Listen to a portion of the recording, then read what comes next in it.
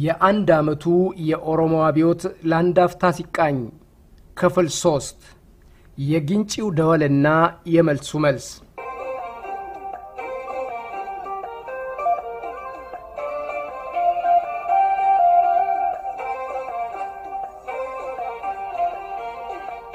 በተለምዶ ምዕራብ ሸዋ ተብሎ በሚታወቅ ክልል የምትገኝ ትንሽ ከተማ ግንጪ ከዚህቹ ትንሽ ከተማ ደውል ተሰማ ህዳር 12 2015 የኦሮሚያን የተፈጥሮ ደን ከጂማና ከኢሉ አባቦር ያለ ከልካይ ለዘመናት ጨፍጭፈው የራሳቸውንና የዘመዶቻቸውን ኪስ ከማደርጀት አልፈው ከውጭ ዘመድ ሲያፈሩበት የኖሩት ህወሓቶች መጥረቢያ ይዘው እዚች መንደር መጡ።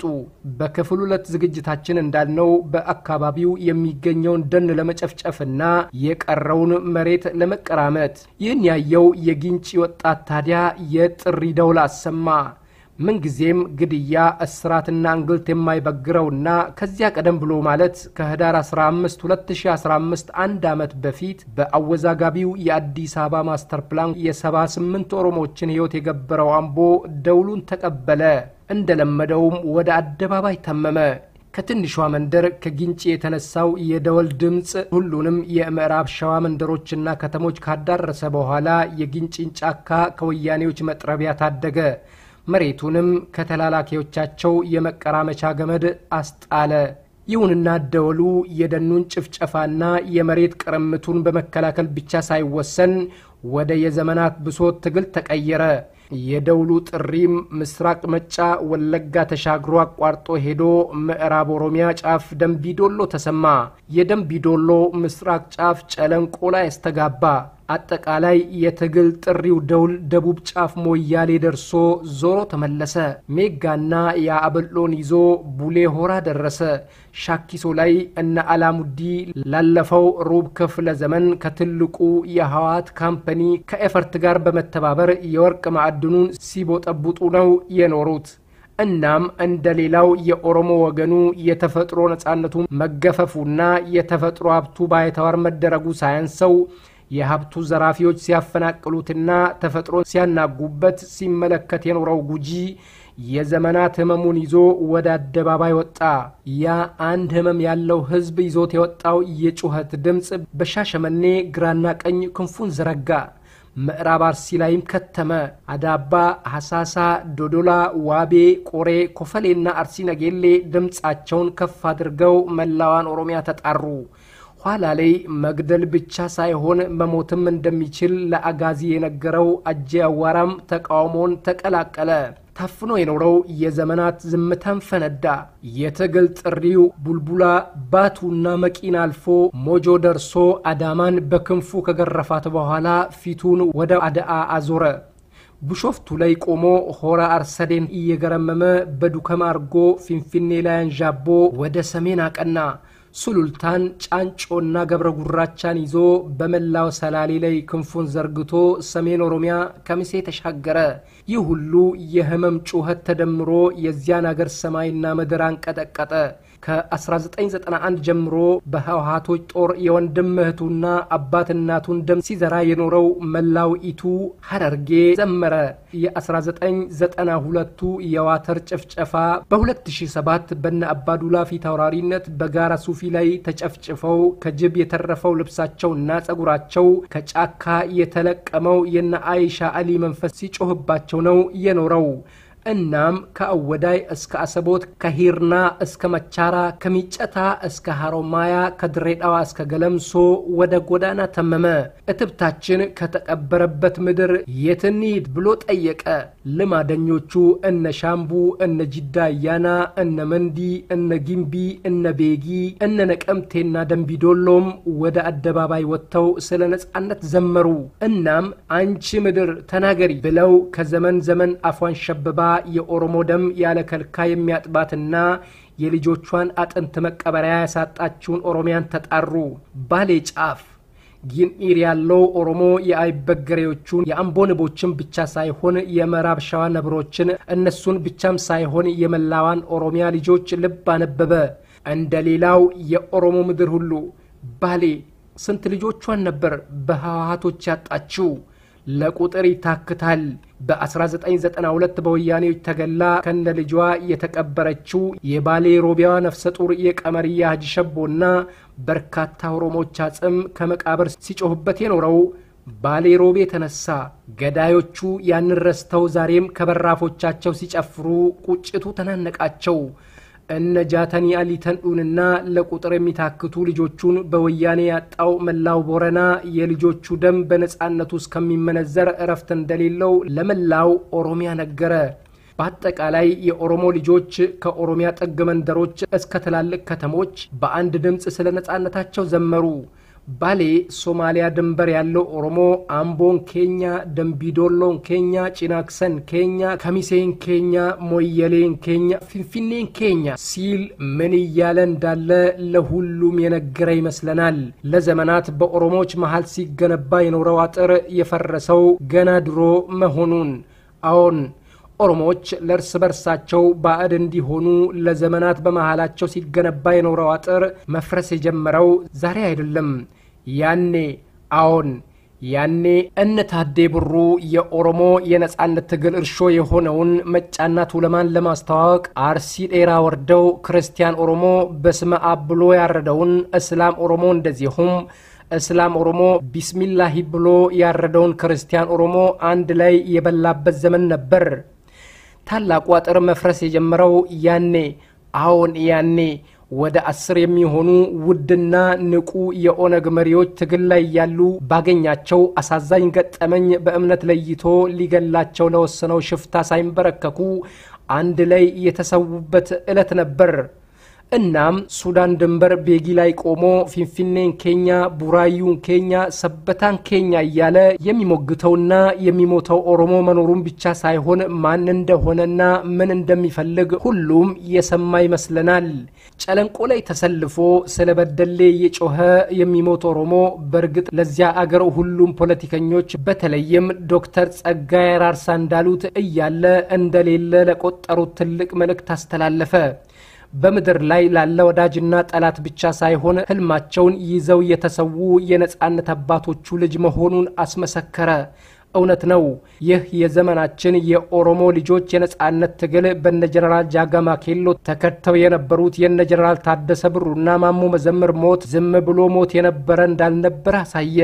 የቁቤው ትውልድ የኦሮሞን ትግል ሚስጥር ላለማባከን በኃይለ ሥላሴ ዘመን ወረቀት ቀርጥፎ የበሉት የናጂ አደም ሳዶና መተው ሲሄዱ ለነበሩ የሐበሻ ገዦች ያላደሩትና እድሜያቸውን በዚያው መስመር የጨረሱት የነ ጀነራል ዋቆ ጉቱ መልእክት በልጅ ልጆቻቸው በኦሮሚያ ምድር ሲነክስ በርግጥም ብሩሁ ነገ መቃረቡ ተበሰረ። የቱምሳ ወንድማማቾች ጉዲናና ባሮ የተሰውለት ዓላማ የኦሮሚያን ሰማይ መዋኘቱ ለነጻነት ናፋቂ የኦሮሞ ልጆች ከባድ ተስፋ ሰነቀ። እነ በከርዋሬ ለነጃራና ኤሌሞ ያስረከቡትን የአልገዛም ባይነት ቆራጥ መንፈስ የቁቤው ጄኔሬሽን እንደተረከበው በይፋ ለሁሉም መንገር መቻሉ ትልቅ ድል ሆነ። በሄዱትም ሆነ በመጡት የሐበሻ ገዦች ደማቸው የፈሰሰና መለወጫ የሌላትን አንዲት ህይወታቸውን የሰውት እልፍ አላፍ የኦሮሞ ጀግኖች የነጻነት መንፈስ መቼውንም እንደማይሞት ሁሉም እማኝ ሆነ። ይህ ደግሞ ለቀጣዩ ትውልድ የሚተላለፍ አደራ መሆኑን የቁቤው ትውልድ ለወዳጅም ለጠላትም ማለ። ይህ ሁሉ ሲሆን ኦሮሞ ከነጻነቱ ውጪ በፍጹም የማንንም ነጻነት የማይጋፋ መሆኑን በግልጽ ቋንቋና በተግባር ለሁሉም ያሳየበት ትግል ነበር የአንድ ዓመቱ የኦሮሞ አብዮት ትግል። አዎን ኦሮሞ ሲያብር ማን መሆኑን ለሁሉም ነገረ። የኦሮሞን ጥያቄ በንቀት የሚመለከቱና ኦሮሞ አይተዋወቅም አንድ አይደለም አይግባባም ይያሉ ሲያማርቱ የኖሩ ወገኖች ሐሳባቸውን መቀየር ቢያቀታቸውም የሆነውን በዘመናቸው በአይናቸው ፊት አዩት። በዘመናቸው በመሃሉ ሲገነቡ የኖሩት የልዩነት አጥር መስራት በነበረበት ዘመን ሰርቶ እድሜውን ጨርሶ ከፈረሰ ዘመን እንዳልነበረው ተነገራቸው። በዚያ አገር የኦሮሞን ተጽዕኖ ቁመትና ስፋት ብቻ ሳይሆን ጥንካሬውንም ሁሉም የተረዳው ይመስለናል። ብቻ ዓለም አይቶት የማያውቀው እስከነስሙም የኦሮሞ ሱናሚ በጭቆና ላይ ታውጆ መላዋ ኦሮሚያ የነጻነት ትግል አርማዋን አውለበለበች። ቄሮ ኦሮሞ ዲኔ ገብሩማ ያለ ኦሮሞ ሰበበላ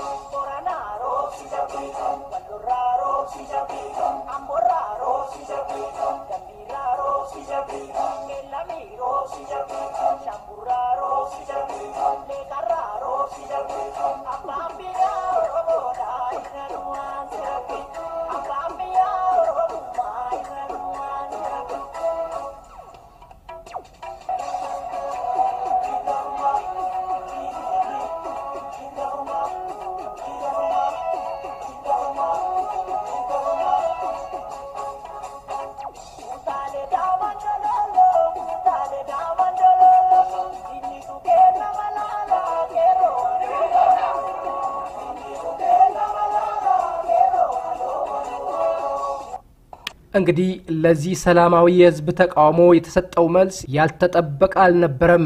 ለግንጪው ደውል መልስ የተሰጠው መልስ እንደሚታወቀው በዓለማችን የተፈጠሩ አምባገነኖች የሰላምን ቋንቋ አያውቁትም።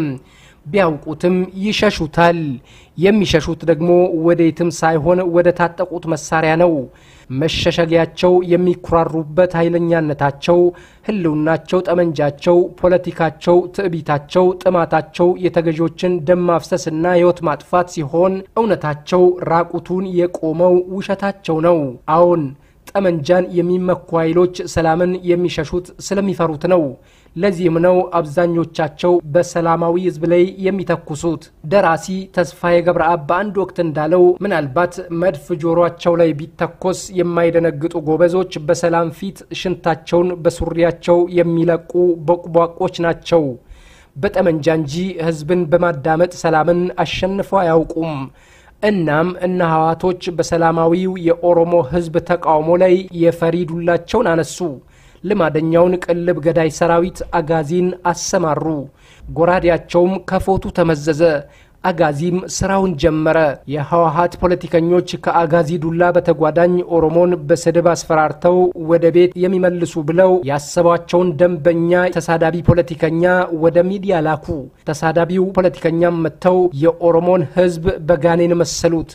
ምህረት የማያውቀው አጋዚም ጋኔኑን ያለ ምህረት እንዲጨፈጭፍ ተጨማሪ ትዕዛዝ አስተላለፉ። በየገጠር ከተሞች ሳይቀር ህፃናት ግንባራቸው እየተመታም ወደቁ። ነፍሰ ጡር የልጆች እናቶች ልጆቼን አትግደሉብኝ ብለው በአጋዚ ጫማ ላይ ተደፍተው በለመኑ ጥይት ተርከፈከፈባቸው። የኦሮሞ ልጆች ህይወት ረከሰ። ተገለው በየመንገዱ ተጣሉ። ትምህርት ቤቶች ወደ ማጎሪያ ካምፖች ተቀየሩ። ያም ሆኖ ወያኔዎች እንዳሰቡት አልሆነም።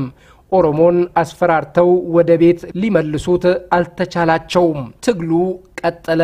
በኢትዮጵያ የፖለቲካ ታሪክ ያለው ቀለም አንዱ ብቻ ነው፣ ጥቁር ወይንም ነጭ። ወይንም ከሁለት አቅጣጫዎች ሊሰራ የሚችለው አንዱ ብቻ ነው፣ ግራ ወይንም ቀኝ። ከዚያ ውጭ ያለው ቀለምም ሆነ አቅጣጫ አይሰራም። በዚያ ሀገር ታሪክ በጥቁርና በነጭ መሃል ሌላ ቀለምም ይኖራል ብሎ ማሰብ ወይንም ግራና ቀኝን ቀላቅሎ መቀለድ ዋጋ ያስከፍላል በፖለቲካ። ታዲያ የቀደሟቸው ገዢዎች ይከተሉ የነበረውን ይህን የነጭ ካልሆነ ጥቁር ወይንም የግራ ካልሆነ ቀኝ ብቻ የሚለውን ፖለቲካ የሚከተሉ ህወሓቶች ለቀጠለው ሰላማዊ ተቃውሞ የፈሪዱላቸውን የበለጠ ዘረጉ። ደም ማፍሰሱና ግድያው ቀጠለ። የኦሮሚያ መንገዶች በደም ጨቀዩ። ህይወት የበለጠ ረከሰ። ደምቢዶሎ ላይ እናት በወታደር አስገዳጅነት በተገደለው ልጃቸው ሬሳ ላይ እንዲቀመጡ ተገደዱ።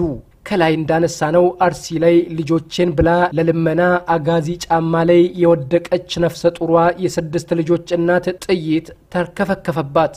አሁንም እዚያው ምስራቅ አርሲ ሽርካ ላይ ያሏቸው 3 ወንድ ልጆቻቸው በአንድ ጊዜ ነው ጥይት የተርከፈከፈባቸው።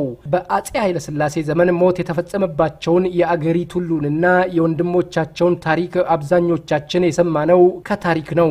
በተመሳሳይ ሰዓት አንድ ላይ የተቀበሩ 3 የአርሲ ሽርካ ወንድማማች ልጆችን ግን በዘመናችን ነው ያየነው። እናም ተመሳሳዩ አሳዛኝ እርምጃ ቀጥሎ እናትና ልጅን በአንድ ላይ መረሸን የቀን ተቀን የህወሓቶች ስራ ሆነ። አጋዚ ሆስፒታል ገብቶ የታባሽ አጋዚ መሆኔን አታውቂም እያለ ምስኪን ተራ አስከባሪ የቀን ሰራተኛ ሴት ልጅ ተኩሶ ሲገድል አገር ተመለከተ። ጨለንቆ ላይ ሻይ የቸረቸረች ደካማ እናቷን ተጦር የነበረችው የ18 ዓመቷ ወጣት ከህወሓት ትዕዛዝ በተቀበሉ አንጋቾች መንገድ ላይ ቀረች። ጨፍጨፋውም ትግሉም ቀጠለ። አንዱ እየገደለ ሌላው እየሞተ። የወቅቱ የኦሮሚያ ፕሬዝዳንት አቶ ሙክታር ከዲር ወደ ሚዲያ ወጡ። ጨፍጫፊውን አጋዚ ስለ ጨፍጨፋው እናመሰግናለን፣ ምስጋና ላንተ አሉ። እዚህ ጋር ስለ አቶ ሙክታር ከዲር የምስጋና ቃል አንድ ነገር ብለን እንለፍ። የህዝብን ደም ያፈሰሱትና ህይወት ያጠፉት እንደዚሁም ያላገጡት የእጃቸውን ማግኘታቸው አይቀርም። ዛሬ ላይ ታወቃቸው ይችላል፣ ሲነገራቸውም ቀልድ ሊመስላቸው ይችላል። እርግጥ ነው አብዛኛዎቹ የደርግ መሪዎች የሥርዓቱ ውድቀት ቀልድ አለመሆኑን ያወቁት የእስር ቤት በር ከተቆለፈባቸው በኋላ ነበር። ዶሮ እንቁላል ድቡልቡል መሆኑን የምታውቀው ከተፈለፈለች በኋላ ነው ያለው ማን ነበር? ይሁንና ለጊንጪው ደወል የተሰጠው መልስ ጨፍጫፊውን አጋዚ በማመስገን የተገታ አልነበረም። ቀጠለ። አድማጮቻችን የዛሬውን ክፍል 3 ዝግጅታችንን በሽመልስ አባቡ ሙዚቃ ስንቋጭ በሚቀጥለው ክፍል 4 ዝግጅታችን አብዮተኛው ኦኤምኤን በሚል ርዕስ እንደምንመለስ ቃል በመግባት ነው። ሽመልስ አባቡ ይቀጥላል።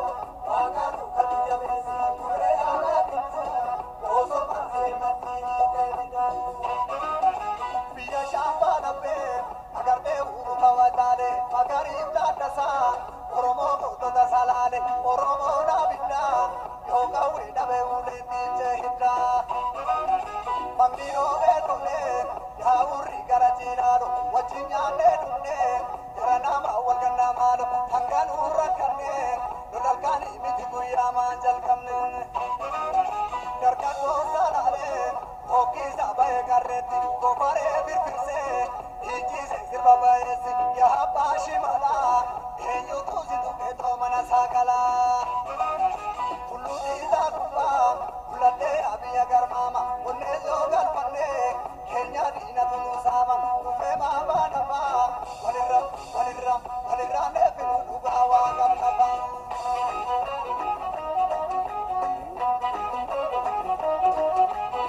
Goti goti mali Ogota kichabu kisaniti male Ogota kichabu kisaniti male Lolilola mali Olola lamrido kisaniti male Olola lamrido kisaniti male Loliloli mali Olola lamrido kisaniti male Olola lamrido kisaniti male Omale abashimala Gobiyatu satu maganu gala Omale abashimala Gobiyatu satu maganu gala Ichare randati